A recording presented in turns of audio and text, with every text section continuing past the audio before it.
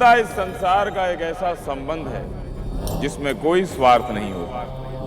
ये केवल भावनाओं का संबंध है। जब एक मनुष्य की भावना दूसरे मनुष्य की भावना से जुड़ती है तो मित्रता का संबंध स्थापित होता है। विषम और विपरीत परिस्थितियां आने पर कई संबंध छूट जाते हैं, किंतु सच्ची मित्रता कभी नहीं छूटती, बल्कि दुखों और कष्टों के आने पर ये संबंध और दृढ़ हो जाते हैं। इसीलिए मित्रता की आड़ में किए गए अपराध की कोई क्षमा नहीं।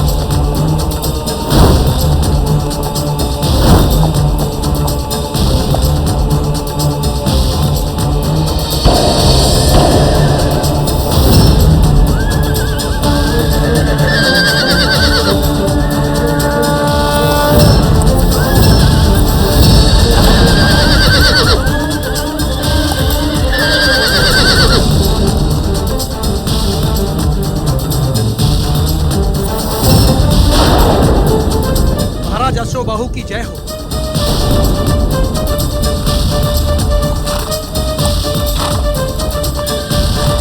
महाराज, आपके आदेशानुसार नदी किनारे बसे किशनपुर गांव को खाली करा दिया गया है और जिन लोगों ने इसका विरोध किया वो मारे गए और जो बच गए वो जंगल में भाग गए।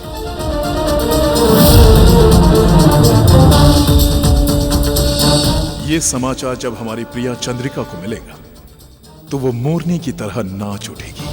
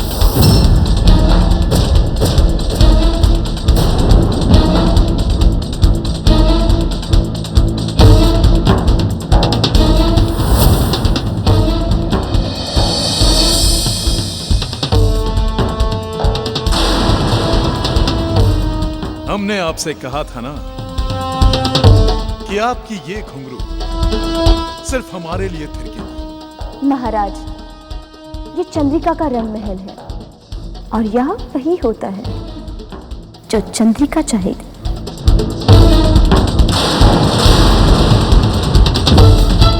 अश्वबाहु नाम है हमारा। बिगड़े हुए अश्वों और हाथियों को पल भर में काबू कर लेते हैं हम। महाराज, शक्ति से केवल आप मुझे प्राप्त कर सकते हैं, मेरे मन को नहीं।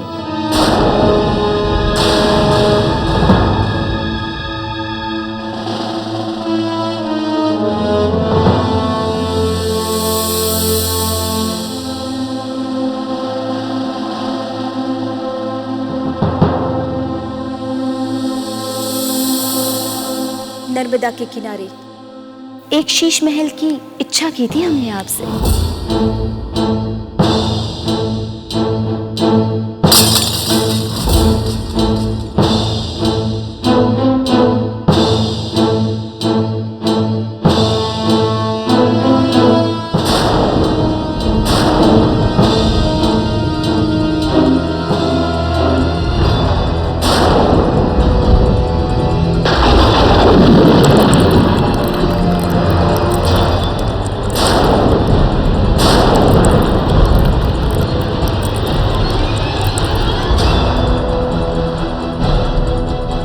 तुम्हारे लिए बहुत से लोगों का खून बहाया है, समझ लो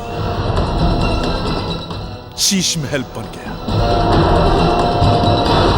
महाराज की जय हो। महाराज, धर्म सभा और धर्माधिकारी आचार्य चक्रमणि ने आपको याद किया है।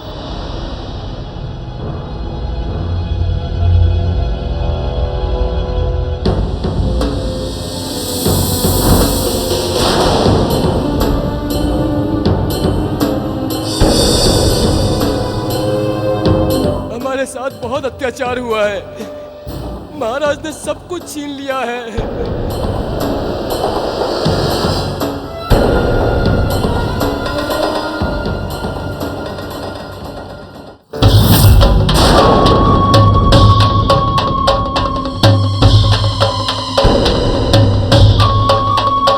धर्माधिकारी जी,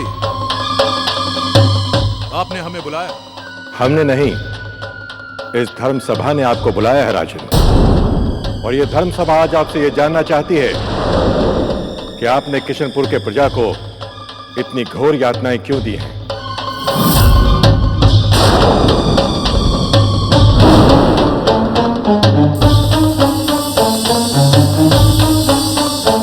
धर्माधिकारी जी, इन लोगों को हमने गांव खाली करने का आदेश दिया था, लेकिन इन लोगों ने हमारे आदेश का पालन नहीं किया। नहीं राजन, नहीं। केवल अपने निजी स्वार्थ के लिए अपनी निरीह प्रजा को प्रताड़ित करने का आपको कोई अधिकार नहीं है।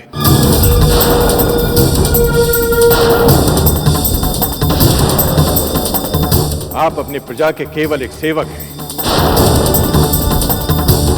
और आपकी इस प्रजा ने और इस धर्म सभा ने ही आपको एक शासक के सारे अधिकार और शक्तियां प्रदान की हैं।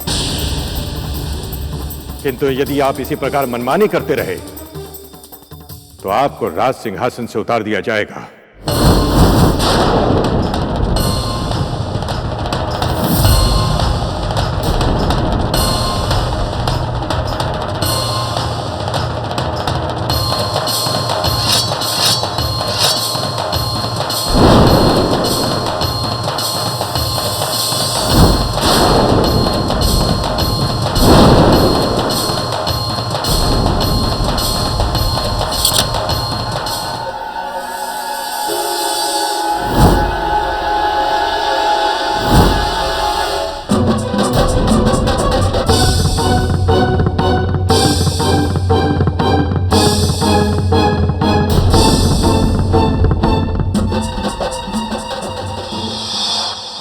हे शनिदेव, जब से हमने इस राज्य के धर्माधिकारी के सिंहासन को ग्रहण किया है, तब से लेकर आज तक हमने इस राज्य के प्रजा के हितों की रक्षा और न्याय के भार को अपना धर्म समझ प्राणपण से उसका पालन किया है।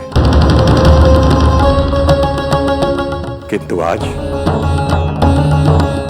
धर्म सभा में महाराज अश्वबाहु के आचरण को देखकर हमें प्रथम बार यह लगा कि अब उन्हें अधिक दिनों तक रोक पाना संभव नहीं हो पाएगा।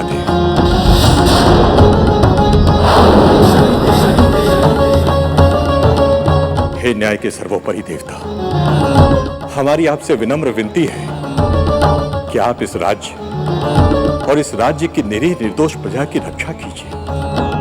रक्षा कीजिए शनिदेव।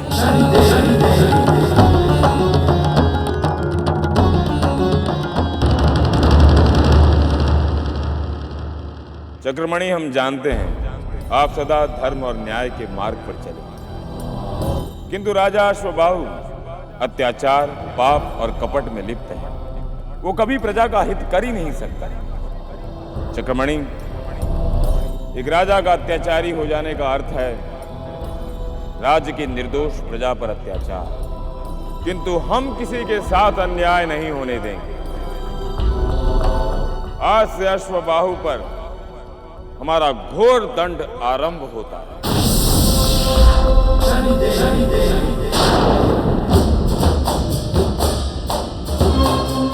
नहीं राजन, नहीं राजन, नहीं, नहीं। आप अपनी प्रजा के केवल एक सेवक हैं और आपकी इस प्रजा ने और इस धर्म सभा ने ही आपको एक शासक के सारे अधिकार और शक्तियां प्रदान की। किंतु यदि आप इसी प्रकार मनमानी करते रहे तो आपको राज सिंहासन से उतार दिया जाएगा।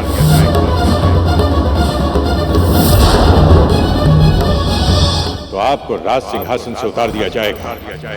तो आपको राज सिंहासन से उतार दिया जाएगा।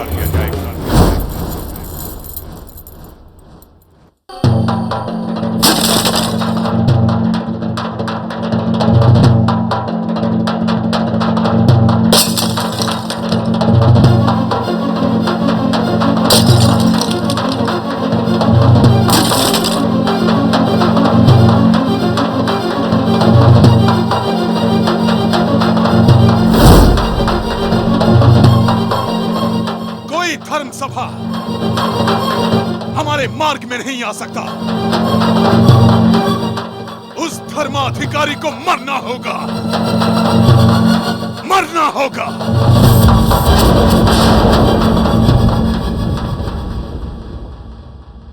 ठहरो राजन।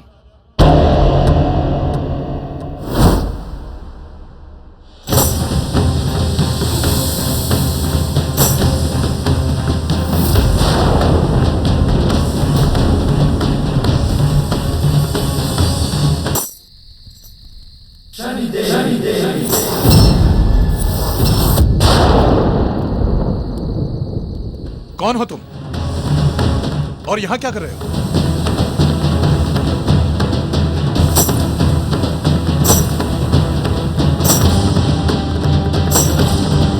हम रक्षक भी हैं, सलाहकार भी हैं, हम गुरु भी हैं, शिष्य भी हैं। पहेलियां मत बुझाओ, हमें रोकने का साहस क्यों किया?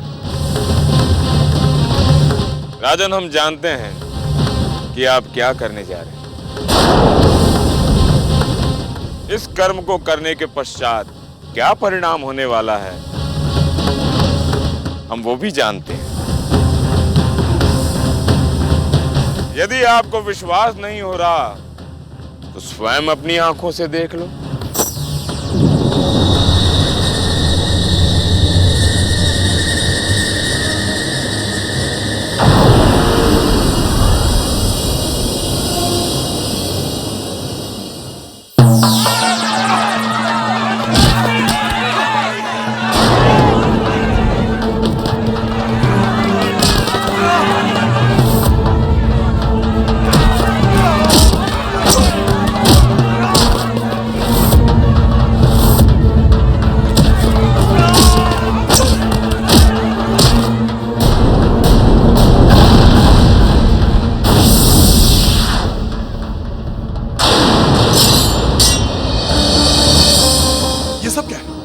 जो कर्म आप करने जा रहे हैं उसके पश्चात यही घटित होने वाला है।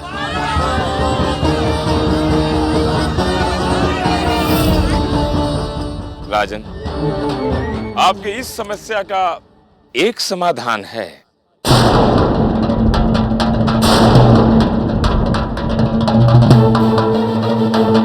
तो शीघ्र ही बताओ। राजन, आप अपनी इच्छा से राज करना चाहते हैं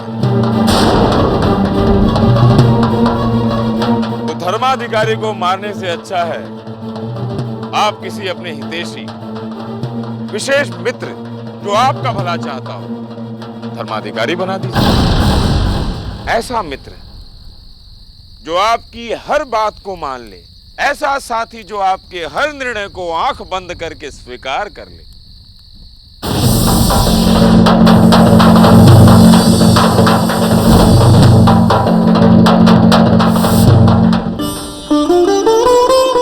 मेरे भी कपड़े धो दोगे मित्र? क्यों नहीं मित्र, एक मित्र ही दूसरे मित्र के काम आता है। लाओ।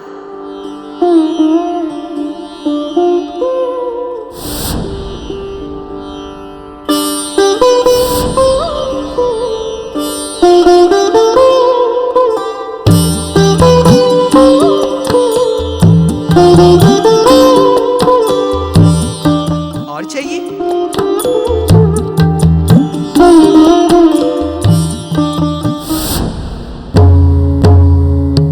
हाँ है, ऐसा है हमारा मित्र।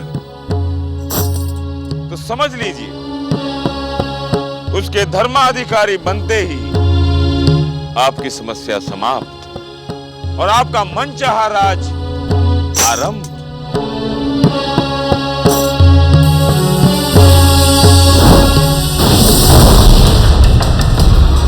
हमारा बचपन का विद्वान मित्र कपिला,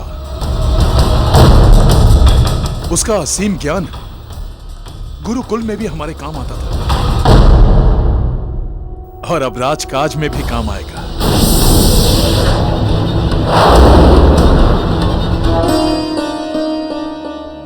चाह मिटी चिंता मिटी,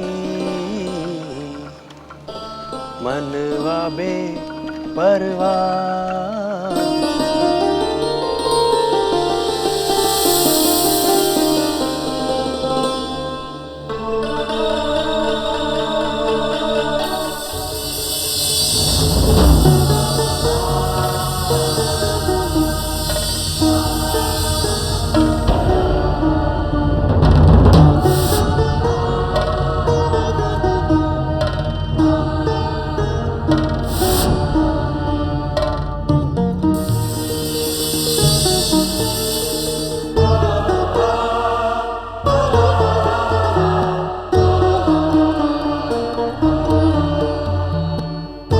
द्वार खड़े राजा और मित्र, कुछ समझना है।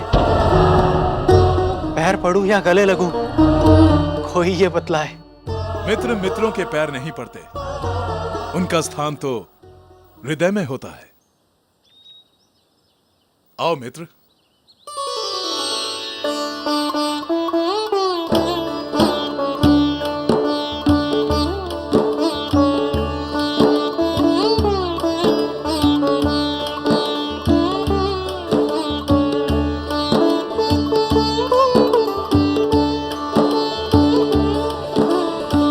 कितने वर्ष हो गए तुम्हें देखे हुए, आज तुम्हें देखकर, तुम्हें हृदय से लगाकर मन को बहुत शांति मिली है।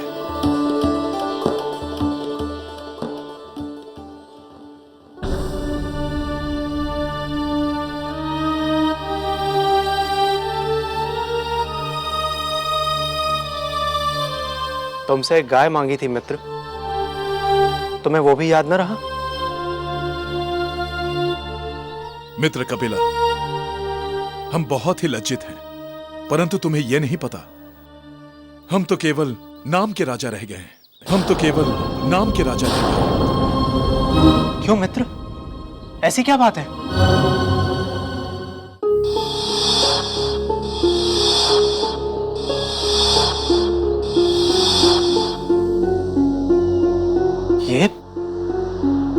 ये तो अनर्थ हो रहा है आपके राज्य में। हाँ मित्र कपिला, तुम हमारे साथ राजधानी चलो और अपने ज्ञान से हमारे राज्य को बचा लो। नहीं अश्वबहु, नहीं, मुझसे यह ना होगा। मैं यहां इन सूत के कच्चे धागों द्वारा संसार के सच्चे बंधनों में बंध गया हूं। तुम्हारे राजमहल की सुरक्षित मजबूत दीवारों के बीच मेरी आत्मा भयमुक्त जीवन नहीं जी पाएगी। तो क्या यही सच्चाई है तुम्हारी मित्रता की? क्या तुम अपने सुख, अपने स्वार्थ के लिए राज्य के प्रजा की रक्षा नहीं करोगे? तुम भूल गए? तुमने हमें एक वचन दिया था कि समय आने पर इस मित्रता के लिए तुम्हें अपना जीवन भी दांव पर लगाना पड़े तो तुम उसे लगा जाओगे। तुम भूल गए। ऐसा मत कहो अश्वबहु। मैं आज भी वही कपिला हूं जो अपने मित्र को भरपेट भोजन खिलाकर स्वयं भूखा सोता था। मैं आज भी वही कपिला हूं जो अपने मित्र के अपराधों के लिए गुरुओं से दंडित होता था। मैं तुम्हारे साथ अवश्य चलूंगा।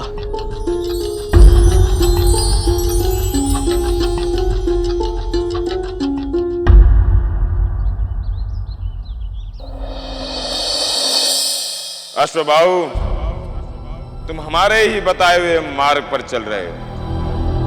अब तुम्हारे हर एक बुरे कर्म को दंडित किया जाएगा और कपिला हमारा न्याय शस्त्र होगा। महाराज अश्वबाहु, आपने इस प्रकार अचानक इस धर्म सभा को क्यों बुलाया? आज हम आपसे प्रजा के हित और धर्म सभा की भविष्य के बारे में बात करना चाहते हैं।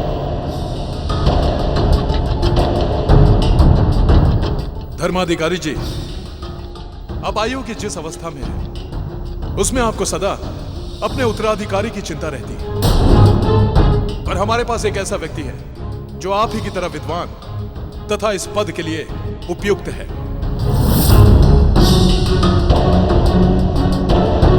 हमारा विचार है कि आप उस व्यक्ति को धर्माधिकारी के उत्तराधिकारी के लिए घोषित कीजिए।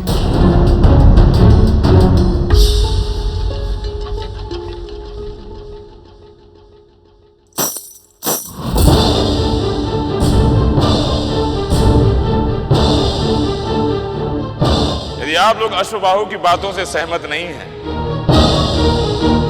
तो क्यों ना अब कपिला के ज्ञान की परीक्षा ली जाए।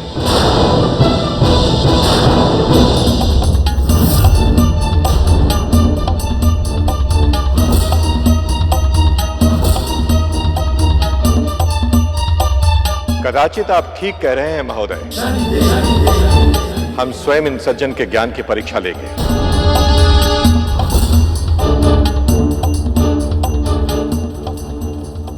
हाँ तो कपिला जी, सर्वप्रथम आप हमें यह बताइए कि पंच तत्व और मानवता में क्या संबंध होता है?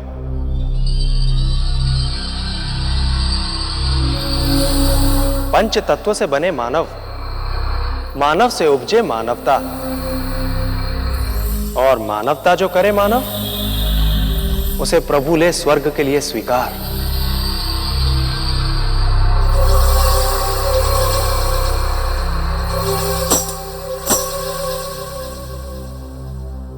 अच्छा, तो अब आप हमें यह बताइए कि धर्म, कर्म और अर्थ का आपकी दृष्टि में क्या अर्थ है? धर्म हो राजा का आभूषण, कर्म से प्रजा को सुखी करे,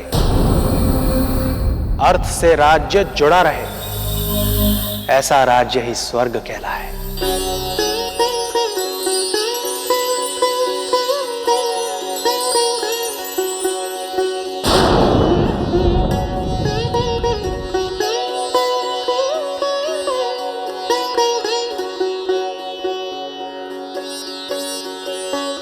वाह कपिला जी, बहुत अच्छी।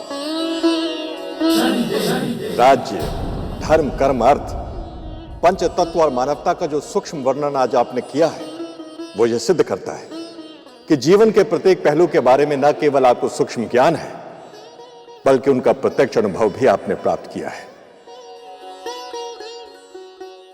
हम ये घोषणा करते हैं कि कपिला जी ही आज से इस धर्म सभा के नए धर्माधिकारी बनेंगे।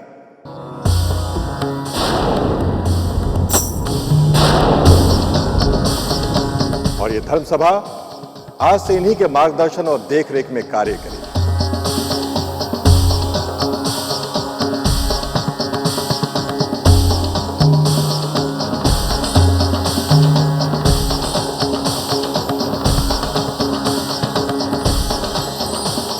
आखिर इस मूर्ख की मित्रता काम आ ही गई। अब तो इस राज्य में वही होगा जो हम चाहेंगे। अश्वबाहु, अब तुम हमारे न्याय चक्र में पूरी तरह से उलझ चुके हो।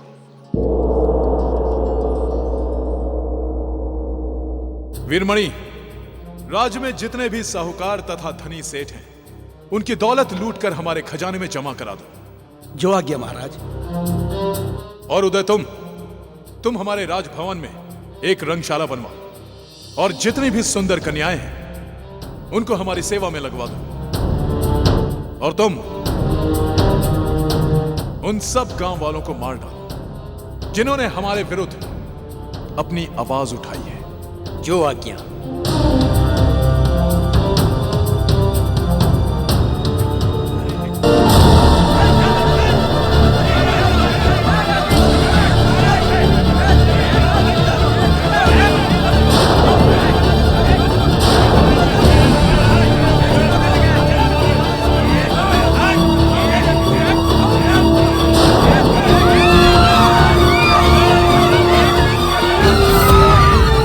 सबने महाराज की आज्ञा का उल्लंघन किया है। इन सबको मृत्यु दंड दिया जाए। ठहरो।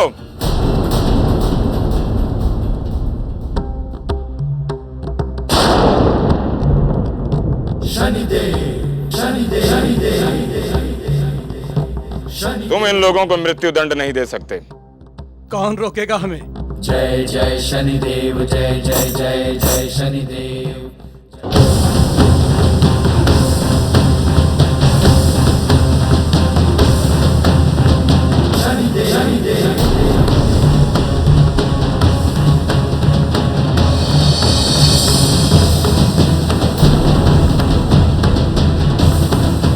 इन लोगों को किस अपराध का दंड दिया जा रहा है सेनापति?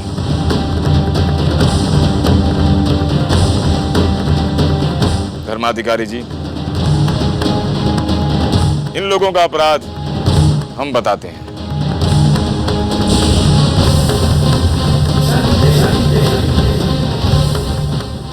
ये वो साहूकार हैं जिनका राजा ने धन लूट लिया। इन लोगों ने उसका विरोध किया, ये इनका अपराध है। इन लोगों ने अपनी बेटियों को राजा के रंगशाला में भेजने से मना कर दिया, ये इनका अपराध है।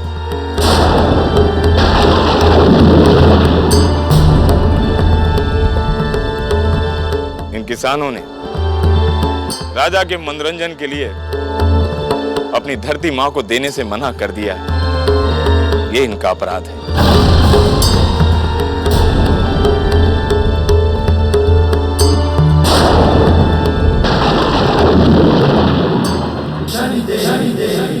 अब वो समय आ गया है कि एक सच्चा मित्र अपने पापी मित्र को धर्म का मार्ग दिखलाएगा।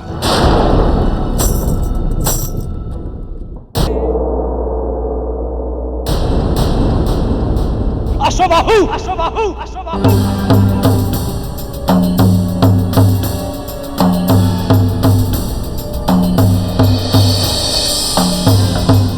कपिला, तुम होश में तो हो? हम तुम्हें महल में क्या ले आए? तुम हमारा सम्मान करना ही भूल गए। अश्वबाहु, मैं तुमसे ये पूछने आया हूं कि तुमने नगरवासियों को बिना किसी अपराध के मृत्यु दंड का आदेश कैसे दिया?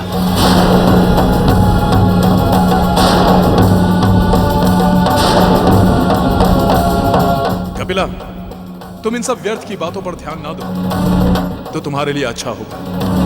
और तुम जाओ और सारा कार्य हमारी इच्छा के अनुरूप होने दो। जाओ। नहीं अश्वबाहु, नहीं। एक धर्माधिकारी होने के नाते ये मेरा कर्तव्य है कि मैं किसी के साथ अन्याय ना होने दूं। धर्माधिकारी? कल तक एक गाय को तरसने वाला, आज का धर्माधिकारी। कपिला, तुम्हें अपनी वास्तविकता के बारे में सोचना चाहिए। और शायद तुम एक छोटी सी बात भूल रहे हो कि धर्माधिकारी बनाने का सम्मान तुम्हें हमने दिया है, किसी और ने नहीं।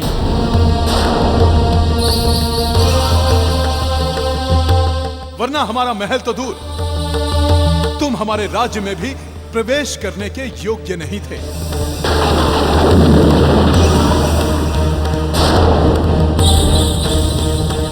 और रही बात मित्रता की, कहां एक राजा और कहां एक भिखारी? राजा और भिखारी की कैसे मित्रता? और रही बात मित्रता की, कहां एक राजा और कहां एक भिखारी? राजा और भिखारी की कैसे मित्रता?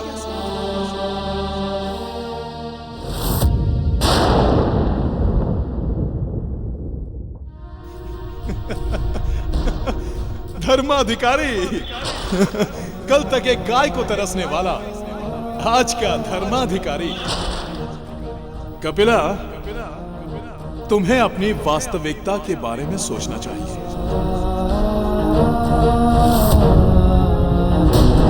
तुम एक छोटी सी बात भूल रहे हो कि धर्माधिकारी बनाने का सम्मान तुम्हें हमने दिया है। हम ये घोषणा करते हैं कि कपिला जी ही आज से इस धर्म सभा के नए धर्माधिकारी बनेंगे। और शायद तुम एक छोटी सी बात भूल रहे हो कि धर्माधिकारी बनाने का सम्मान तुम्हें हमने दिया है, किसी और ने नहीं।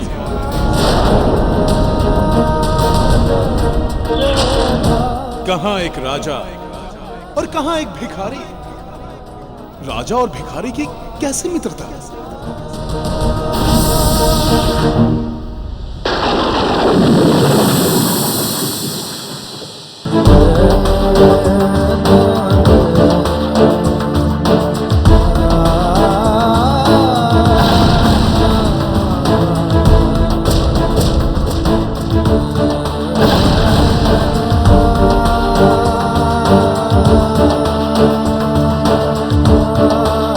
अश्वबाहु,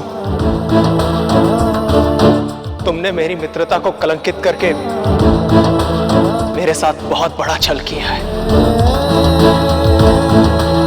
तुमने मेरी आत्मा छलनी कर दी। ठीक कहा था तुमने,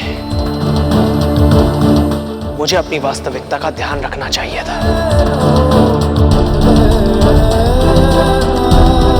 अब मैं यहां एक पल भी नहीं रुक सकता। ठहरो कपिला।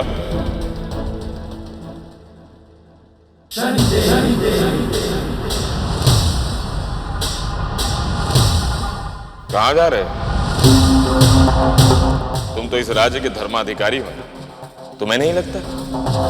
धर्माधिकारी होने के नाते तुम्हें इस राज्य की रक्षा करनी चाहिए।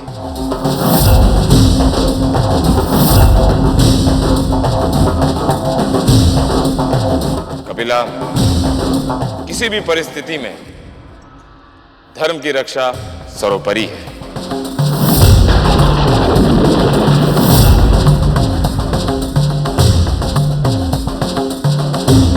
यदि धर्म की रक्षा के लिए साधु को भी शस्त्र उठाना पड़े तो धर्म संगत है। देखना यह है कि तुम धर्म के मार्ग पर आगे बढ़ते हो या न्याय से हार कर अपनी आत्मा को पाप के विष में डुबो देते हो।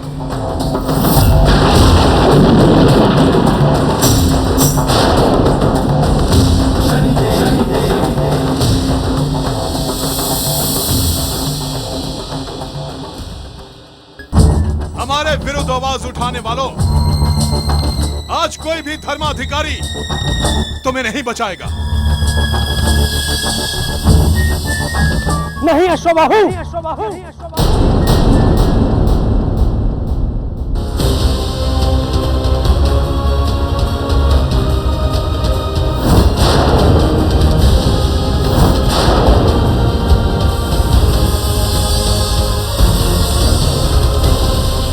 धर्माधिकारी आएगा, हमेशा आएगा। और आज के बाद तुम इन लोगों पर कोई अत्याचार नहीं कर पाओगे।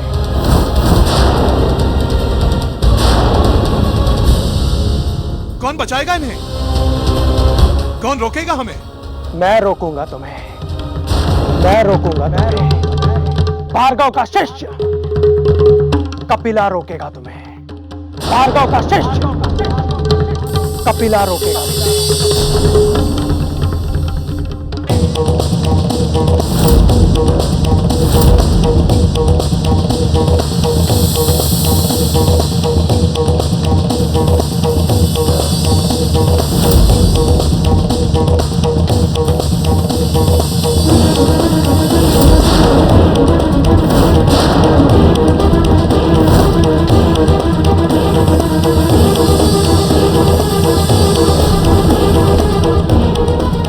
कविता पढ़ने वाले मूर्ख,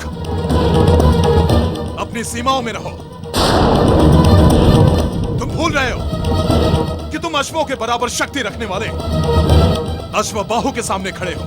अश्वबाहु, तुम भी भूल रहे हो कि तुम धर्म के रक्षक, सत्य के रक्षक, इस राज्य के धर्माधिकारी के सामने खड़े हो।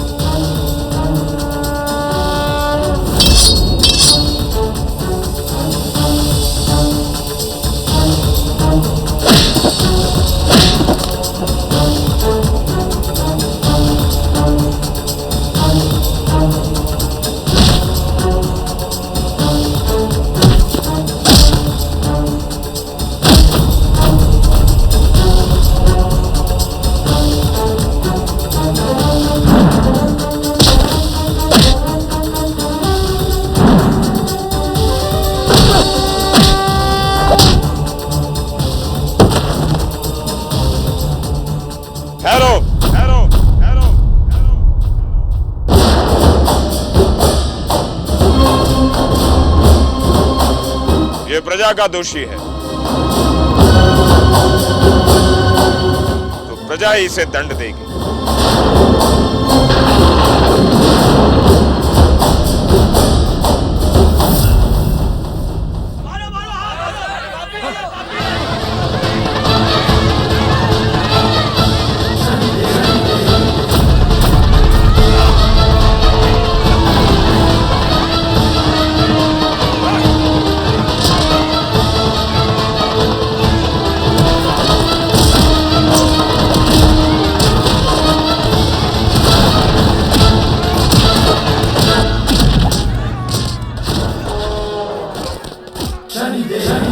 अश्वबाहु, ये सब तुम्हारे पाप कर्मों का दंड है।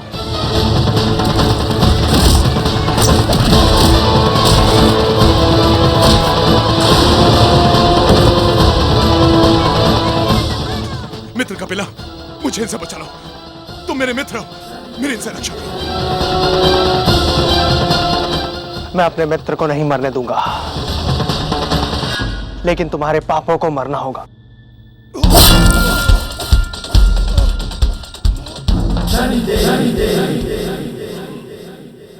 मैं अपने मित्र को नहीं मार रहा हूं, मैं एक पापी राजा का अंत कर रहा हूं।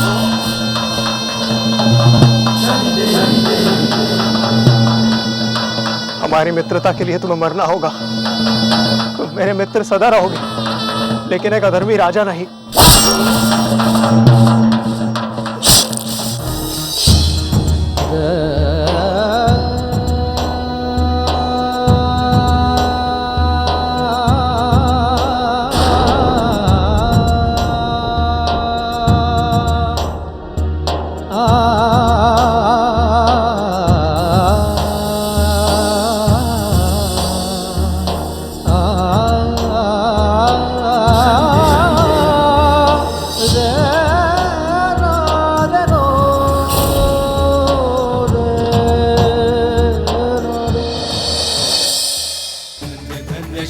कपिला, तुम्हारा कल्याण हो। हमारा आशीर्वाद सदैव तुम्हारे साथ। आज आप सबके सामने भरत मुनि द्वारा रचित 9 रसों का मंचन होने जा रहा है और सर्वप्रथम आप सबके सामने हास्य रस की प्रस्तुति होने जा रही है।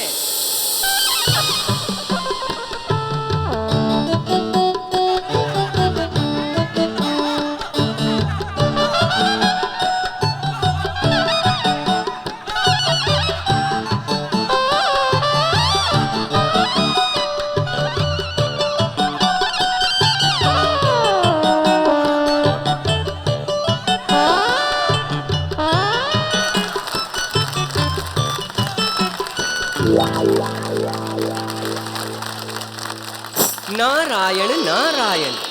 आहा, इस अद्भुत हास्य रस के बाद अब आप सबके सामने वीर रस की प्रस्तुति होने जा रही है। नारायण नारायण।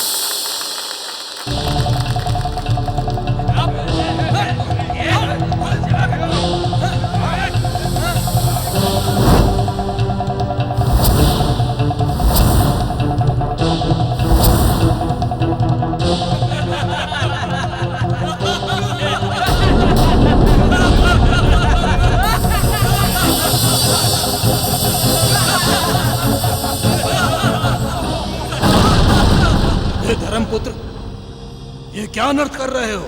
प्रथम पंक्ति में हम 8 वासुओं के अलावा कोई नहीं बैठेगा। प्रथम स्थान हम 8 भाइयों का है।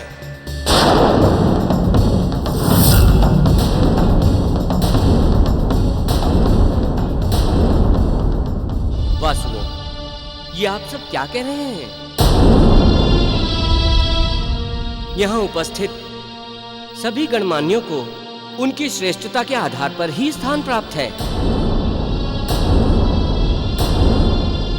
प्रथम पंक्ति देव ऋषियों के लिए है, दूसरी देवगणों के लिए।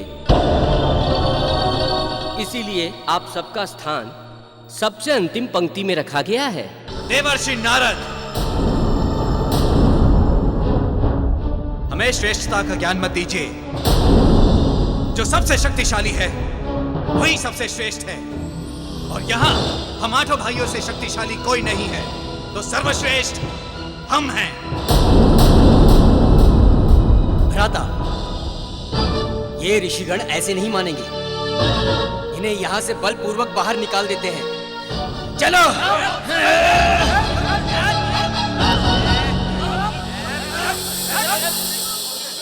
ये क्या अनर्थ हो रहा है हमारी नाट्यशाला में?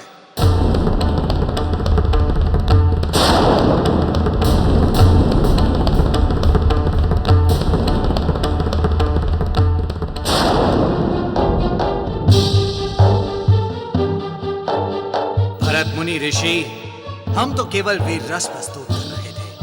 तुम सब धर्म के पुत्र होकर अधर्म के मार्ग पर चल रहे हो। अपने गुरुओं का इतना अपमान कोई कल्पना भी नहीं कर सकता कि धर्म के वंश में अधर्मियों का जन्म। चले जाओ यहां से, अन्यथा ऋषिवर नारद। जी ऋषिवर। अब यहां कोई मंचन नहीं होगा।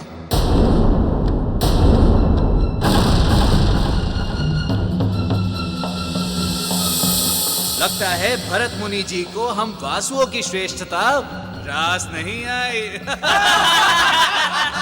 चलो।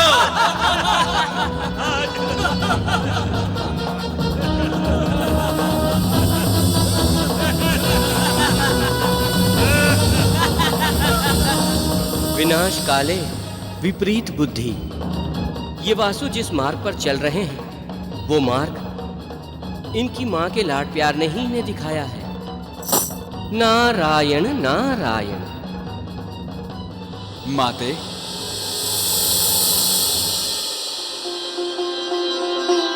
प्रणाम। प्रणाम माते।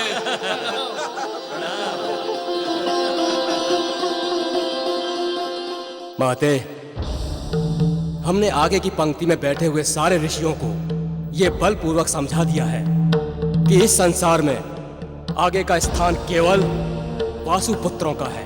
बहुत अच्छा किया पुत्रों। अंततः आप सब दक्ष पुत्री वसु के पुत्र हैं, इसीलिए आप 8 भाई 8 वसुओं कहलाए हैं। आप सब भाइयों को सर्वश्रेष्ठ स्थान मिलना ही चाहिए। आप सब भाइयों को सर्वश्रेष्ठ स्थान मिलना ही चाहिए। अब आप सब भोजन के लिए स्थान ग्रहण कीजिए। मैंने आप सब लोगों के लिए स्वादिष्ट भोजन तैयार करवाया है। क्या बात है माते। चलो आओ।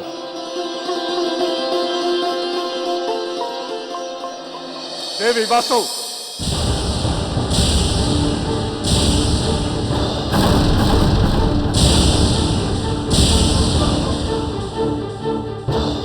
देवी वासु, इन उद्दंडियों को यदि आप तनिक भी ज्ञान का भोग लगा देती तो इस तरह ये अपने पिता का अपमान करते नहीं घूमते। इनके पिता का नाम केवल धर्म ही नहीं, वो धर्म के रास्ते पर भी चलते हैं। आपके लाड़ प्रेम ने इन्हें पापी और अपराधी बना दिया।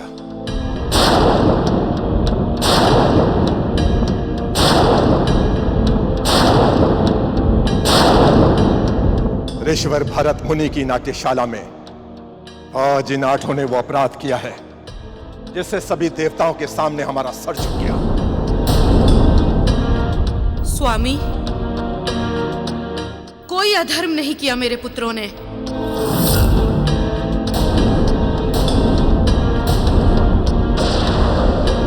अपने अधिकार के लिए बल का प्रयोग करना कोई अपराध नहीं है।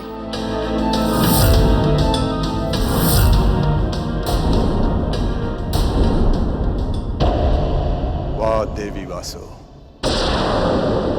ये कहने से पहले तनिक इतना तो सोच लेना था कि आप धर्म की पत्नी हैं और ये सब धर्म के पुत्र हैं। किस धर्म की बात कर रहे हैं आप पिताश्री? पिताश्री, आज के संसार में धर्म का कोई मूल्य नहीं है। आज के संसार में धर्म का कोई मूल्य नहीं है। वाह पुत्र दायु, जिसने तुम्हें जन्म दिया, पाला पोसा, तुमने तो उसी के अस्तित्व को नकार दिया।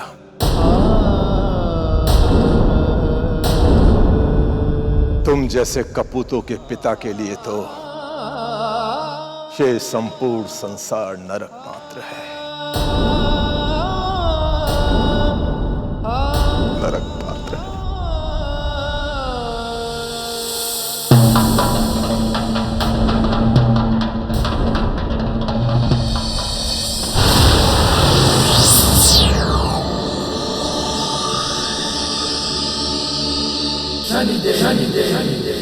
धर्मदेव शनि लोक में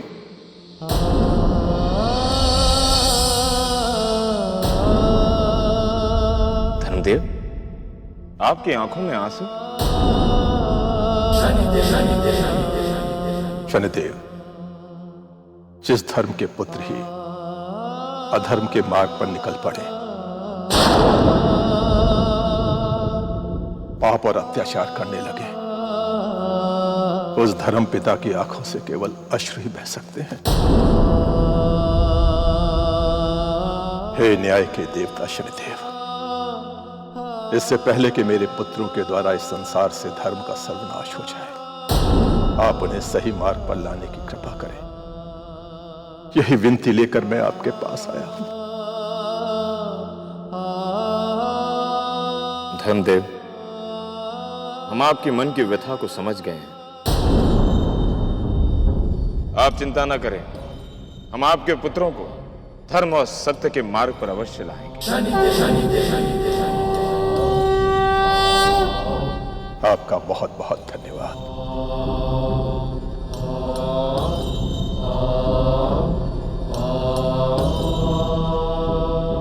शनिदेव,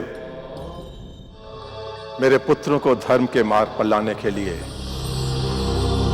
दंड देते समय विचलित मत होइएगा कि वो मेरे पुत्र हैं।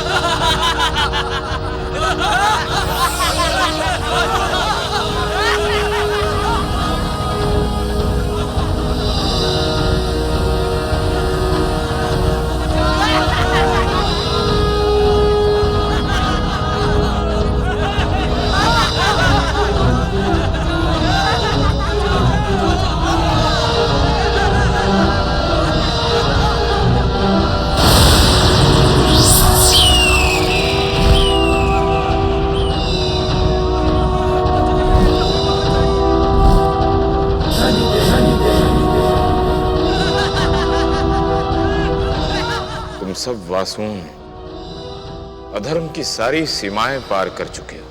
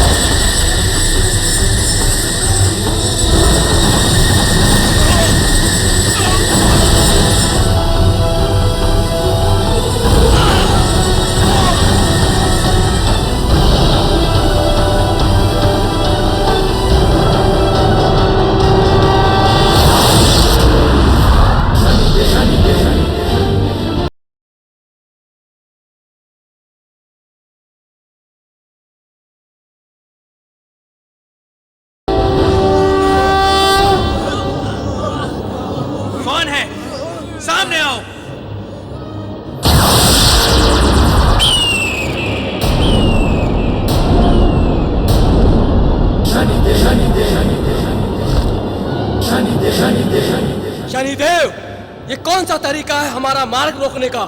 वही जिसे तुम लोग अपनाकर दूसरों को कष्ट और प्रताड़ित कर रहे हो। शनिदेव, हम आठों भाई कुछ भी करने के लिए स्वतंत्र हैं। हमारे मन में जो आएगा वो हम करेंगे, क्योंकि हम सबसे श्रेष्ठ हैं।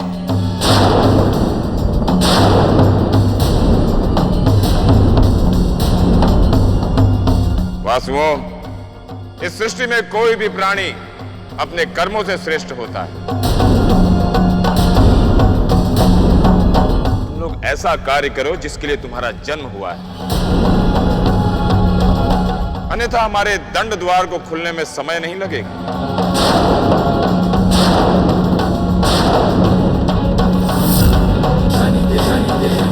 हमें आपके ज्ञान की कोई आवश्यकता नहीं है। हम आठों भाई स्वयं ज्ञान का भंडार हैं। हमें किसी दंड से कोई डर नहीं लगता। हम आठों भाई स्वयं ज्ञान का भंडार हैं। हमें किसी दंड से कोई डर नहीं लगता।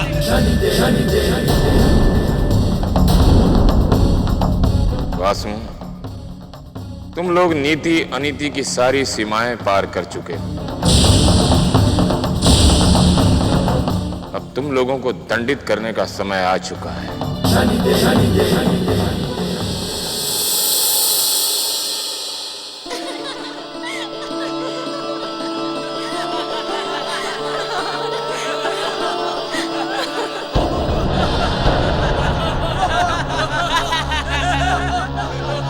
हे ब्रह्मपुत्रों, तुम सब इस वाटिका में क्या कर रहे हो? देवियों, हम सब भाई इस सुंदर वाटिका का आनंद लेने आए हैं। ये धर्मराज के नहीं, किसी नीच कुल में जन्मे हुए लगते हैं।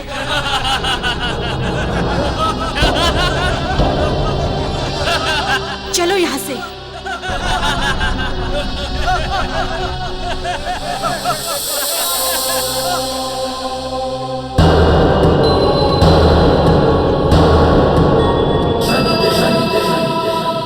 लो, शनिदेव फिर से आ गए हमें सत्य और धर्म का मार्ग दिखाने। नहीं नहीं, हम तुम लोगों को श्रेष्ठता का मार्ग दिखाने आए हैं। यदि तुम लोग हमारे बताए हुए मार्ग पर चले तो हो सकता है तुम लोगों को श्रेष्ठता का अधिकार मिल जाए। तो बताइए शनिदेव, हम सब कैसे श्रेष्ठ बन सकते हैं?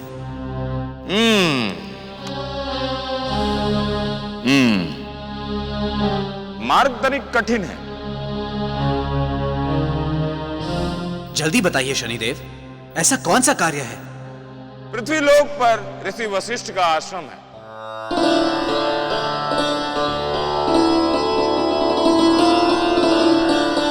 वहां पर एक कामधेनु गाय है। कामधेनु गाय जो सभी मनोकामना पूर्ण करती है।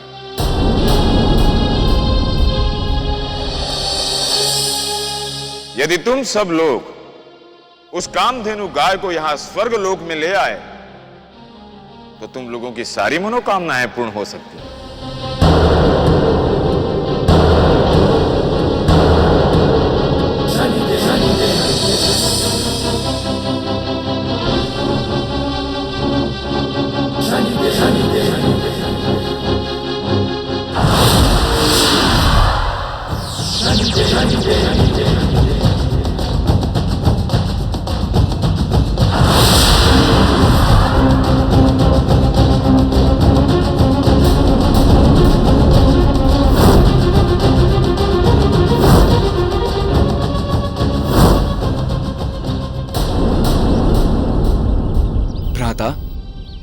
संभवतः ये वही कामधेनु गाय है जिसके संदर्भ में शनिदेव कह रहे थे, किंतु इसे यहां से ले जाने से पहले इसके गुणों का परीक्षण कर लेना चाहिए।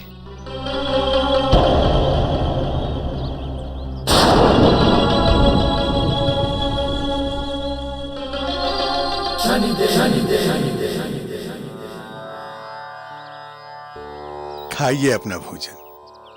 इतने कम भोजन में आपकी तृप्ति नहीं हुई है। कल्याण हो। आप सभी धर्मपुत्र यहाँ पृथ्वीलोक में हम सब पृथ्वीलोक का भ्रमण करने निकले हैं। थोड़ी थकान हो गई तो सोचा आपके आश्रम में विश्राम कर लें।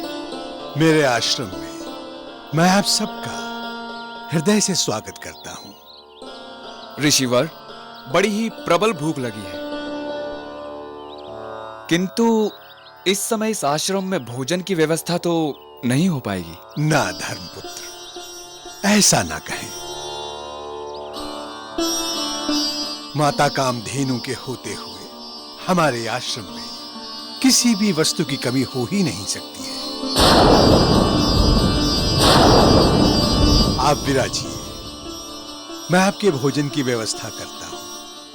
धन्यवाद।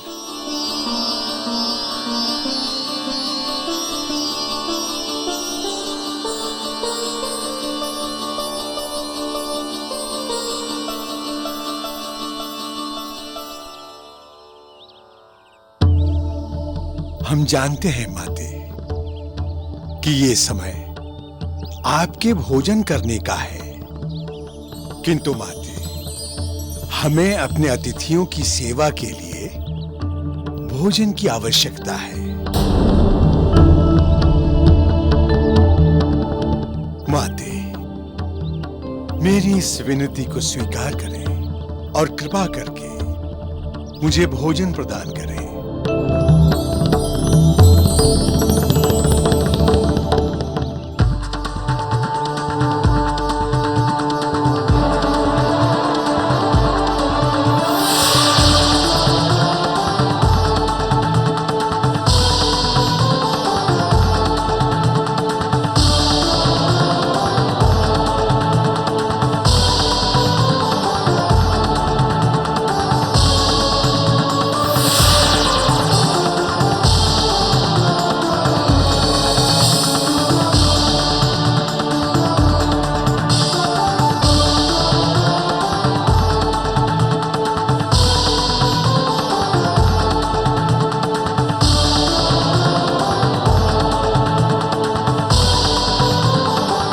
धन्यवाद माते।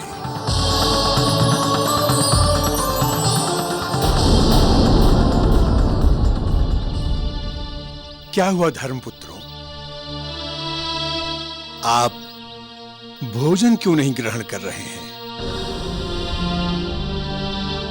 गुरुदेव, क्या कामधेनु माता से जो मांगो वो मिल जाता है? हाँ पुत्र, माता कामधेनु के समक्ष हम किसी भी भौतिक वस्तु की कामना करेंगे तो वो उसे अवश्य पूर्ण कर देंगी।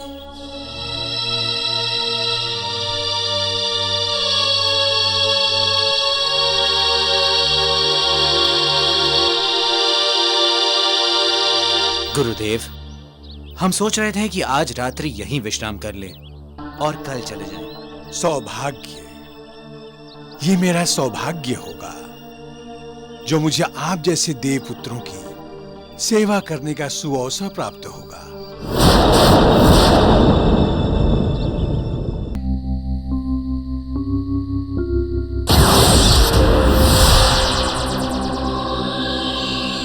ऋषिवर वशिष्ठ जी,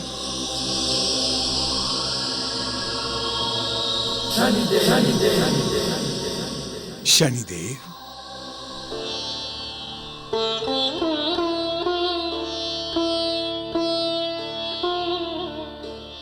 शनिदेव, इतनी रात्रि में यहां कोई विशेष प्रयोजन? जी ऋषिवर, आपके आश्रम में अधर्मी वासु आए हुए हैं। गुरुवर, पापी का क्या भरोसा? गुरुवर, पापी तो जंगल से कुशा भी चुरा सकता है। आप शीघ्र बाहर जाकर देखिए, कहीं वो अधर्मी वासु आपके आश्रम में कोई पाप तो नहीं कर रहे हैं।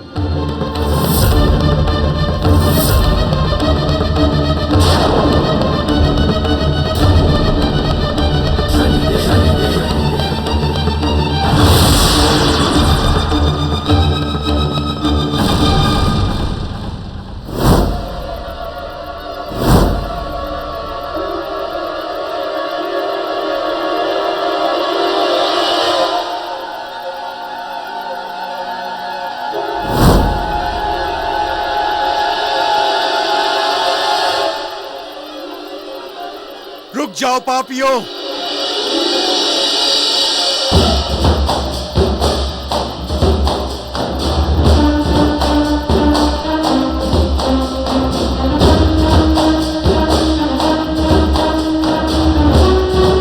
हमने तुम्हें अतिथि मानकर तुम्हारा मान किया, सम्मान किया, और तुमने क्या किया? हमसे ही हमारी माता कामधेनु को चुरा कर ले जा रहे थे। ऐसा घृत कार्य करके तुम लोगों ने केवल अपने माता पिता का ही नहीं, अपने पूर्वजों का नाम भी कलंकित किया है, कलंकित किया है। मैं तुम्हें श्राप देता हूं कि तुम बार बार मृत्यु लोक पर जन्म लेकर 84 लाख योनियों में भटकते रहोगे। मैं तुम्हें श्राप देता हूं कि तुम बार बार मृत्यु लोक पर जन्म लेकर 84 लाख योनियों में भटकते रहोगे।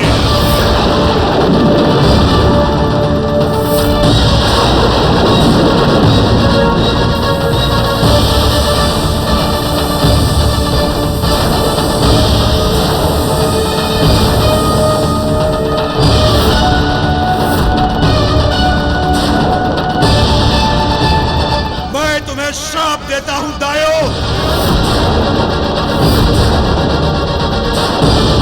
कि जब तक इस पृथ्वी लोक पर कोई माता अपने कोख से तुम्हें जन्म नहीं देती, तब तक तुम सब मेरी कृपा अग्नि में जलते रहोगे, तड़पते रहोगे, झुलसते रहोगे।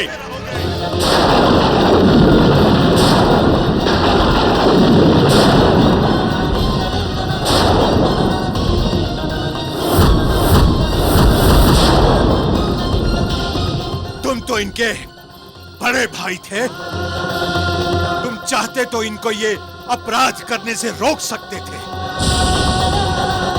किंतु तुमने ऐसा नहीं किया, और इसके लिए तुम्हें इन सब से कहीं अधिक कठोर दंड भुगतना होगा।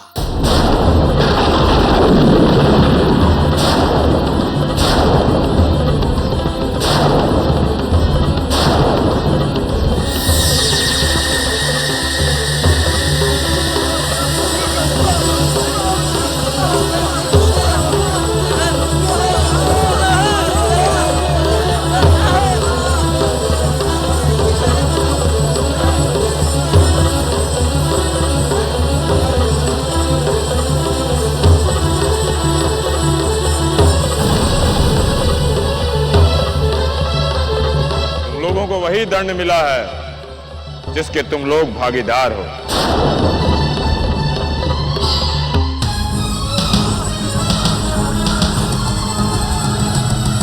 गुरु वशिष्ठ की क्रोधाग्नि में सारे वसु हैं जलने लगते, पांव से लेकर सिर तक लपटे, झुलस झुलस सब सुलगने लगते। देखते हैं बस सारे ही आकाश से नीचे, धरती पर एक नदी बह रही, गहरे जल में कूदे सारे फिर भी लपटे, बुझी नहीं सब सुलग रही है।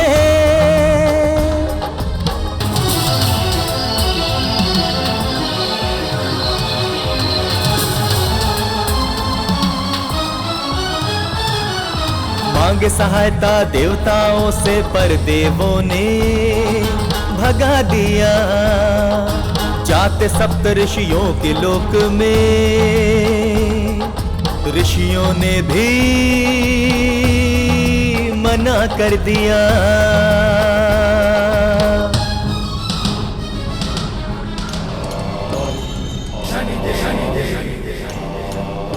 हे शनिदेव, हमें क्षमा कर दीजिए शनिदेव। अब हम कभी कोई पाप नहीं करेंगे शनिदेव।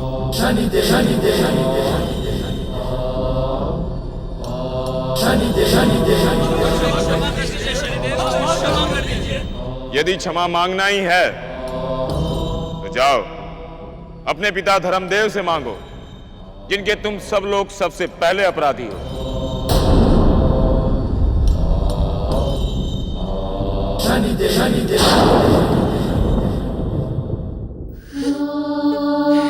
मुझे क्षमा कर दीजिए स्वामी।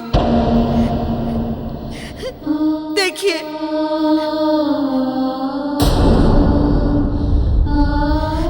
हमारे पुत्रों की क्या दशा हो गई है।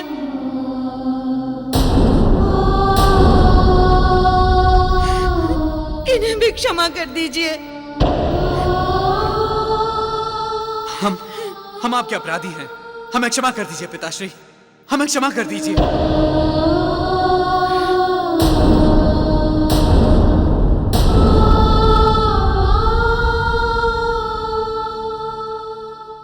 हे शनिदेव, इन्हें इनके किए अधर्मों का दंड मिल गया है।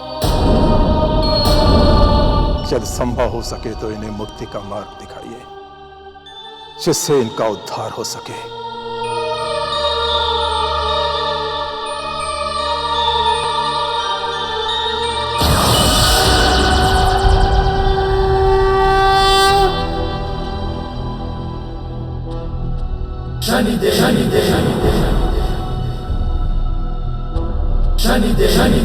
अब इन्हें अपने भूल का आभास हो गया है। अब इनका उद्धार भी होगा, क्योंकि जिस उद्देश्य के लिए इनका जन्म हुआ है वह अभी अधूरा है।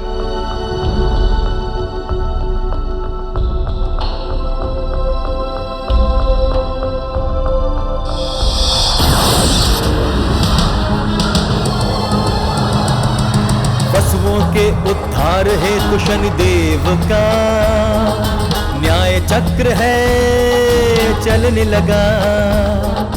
तेने जन्म वसुओं को गंगा जी ने नारी स्वरूप रखने का वचन दिया। फिर धरती लोक के मृत्यु लोक में गंगा जी ने अपने को प्रकट किया।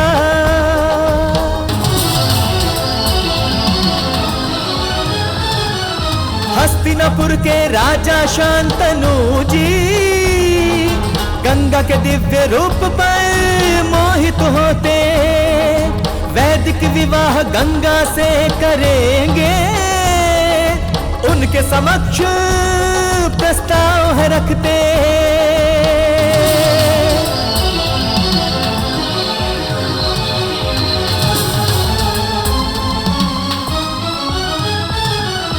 गंगा ने कहा मुझे स्वीकार है, पर राजन आप मुझे एक वचन दीजिए। मैं अपने संतान के प्रति कुछ भी करूं, आप मुझे रोकेंगे नहीं, ये वचन दीजिए।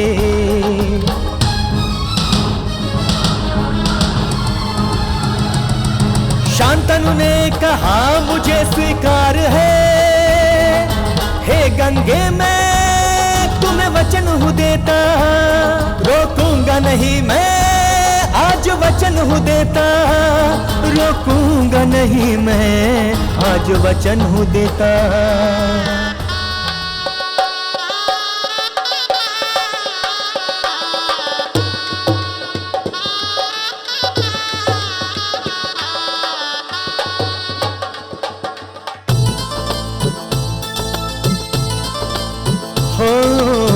विवाह हुआ शांतनु और गंगा का, पत्नी बने शांतनु की। हर्षित है नर नारी सारे, कुलवधु है हस्तिनापुर की गंगा। कुलवधु है हस्तिनापुर की।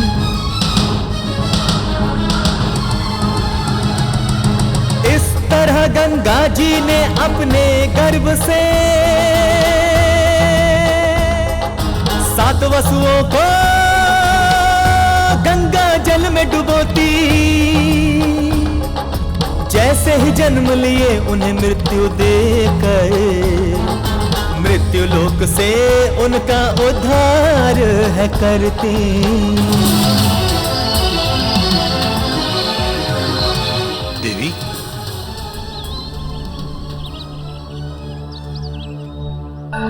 मेरे 7 पुत्रों को जल में प्रवाहित कर चुकी हैं। किंतु मैं अपने इस पुत्र को मरने नहीं दूंगा। क्या आप हमें बता सकती हैं कि आपने हमारे पुत्रों के साथ ऐसा क्यों किया? राजन, ऐसा हमने धर्मपुत्र वासुओं के उद्धार करने के लिए किया है। ये धर्मपुत्र वासु हैं, किंतु ऋषि वशिष्ठ के श्राप के अनुसार इस 8वें वासु का उद्धार अभी नहीं होगा। इसे अपना पूर्ण जीवन जीना होगा। हमें आज्ञा दीजिए राजन।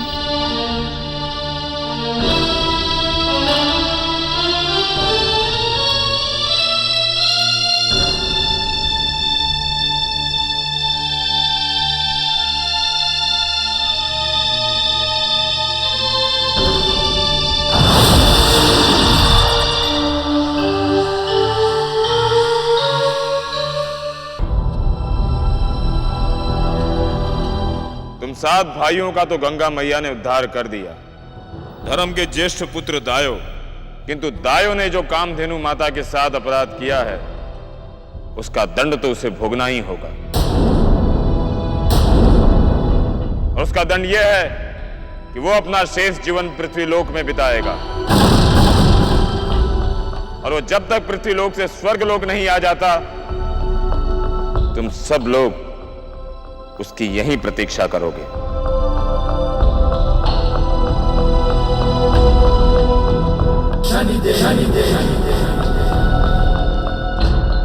ओ राजा शांतनु 8वें वसु का प्यारा देवव्रत नाम है रखते।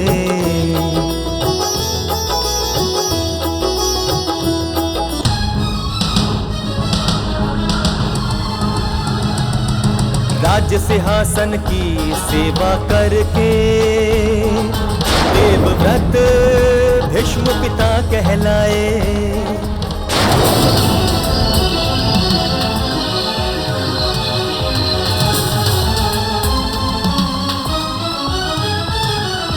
महाभारत के युद्ध में लड़कर भीष्म पितामह शौर्य दिखाते। युधिष्ठिर को फिर राजा बनाकर अपने प्राण का त्याग है करते। अपने प्राण का त्याग है करते।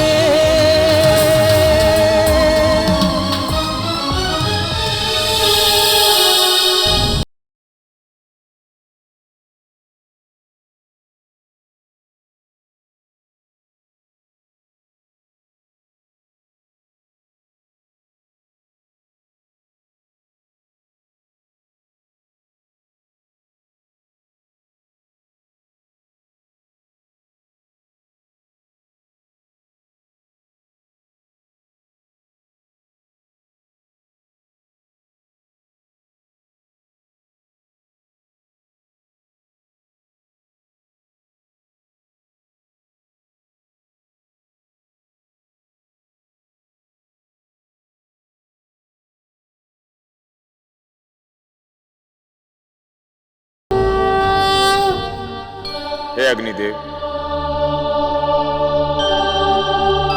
इन 8 वासुओं का जन्म आपके कार्यों में सहायता करने के लिए हुआ। आप इन्हें स्वीकार करें।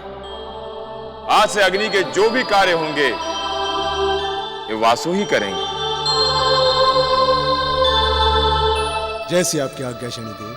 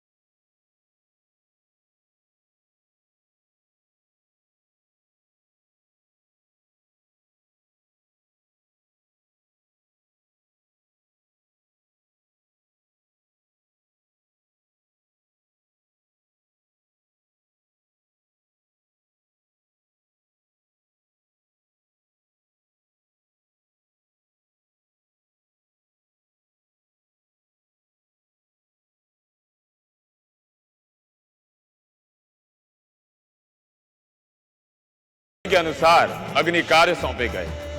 दायों को हवन अग्नि का कार्यभार सौंपा गया। विभाषु को चिताग्नि का कार्यभार सौंपा गया।